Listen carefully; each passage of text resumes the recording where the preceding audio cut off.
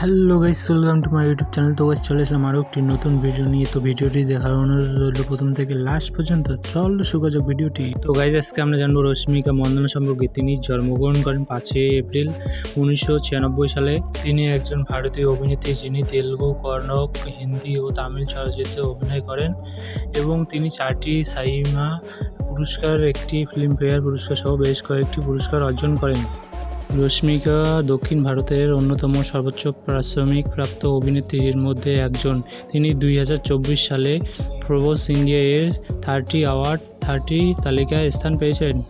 রশ্মিকা মন্দনা কড়ক ভাষায় নির্মিত প্রণয় ধর্মীয় হাস্যরক্ত কিরিক পার্টি 2016 সালের এর মাধ্যমে চলচ্চিত্রে অভিষেক করেন এবং অঞ্জলি পুত্র ও চমক উভয় 2017 সালে মুক্তিপ্রাপ্ত চলচ্চিত্রে অভিনয়ের মাধ্যমে বাণিজ্যিক সফলতা অর্জন করেন এবং তেলুগু চলচ্চিত্রে তিনি সফল অর্জন করেন প্রায় ধর্মীয় হাস্যরক্ত গীতা গোবিন্দয় এবং 2018 চলচ্চিত্রের মাধ্যমে। এই চলচ্চিত্রে তার অভিনয়ের জন্য তিনি শ্রেষ্ঠ অভিনেত্রী সমালোচক তেলুগু বিভাগে ফিল্মফেয়ার পুরস্কারও পেয়েছিলেন। তিনি Pushpa the Raj 2021 pan Indian সাফল্যের মাধ্যমে ব্যাপক পরিচালিত অর্জন করেন তিনি এবং ঐতিহাসিক নাট্য চলচ্চিত্র সীতারাম 2022 একটি পার্শ্ব চরিত্রে অভিনয় কর।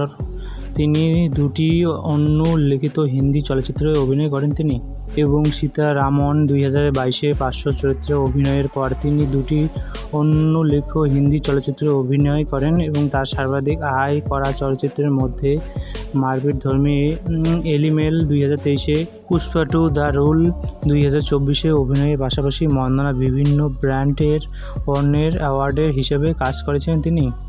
তো এইভাবেই তার নানান ছবিতে আত্মপ্রকাশ ঘটে। তো গাইজ আজকের ভিডিও এতটুকু। ভিডিওটাকে ভালো লাগলে লাইক, কমেন্ট, শেয়ার অবশ্যই করবেন আর আমার ইউটিউব চ্যানেলকে সাবস্ক্রাইব করবেন।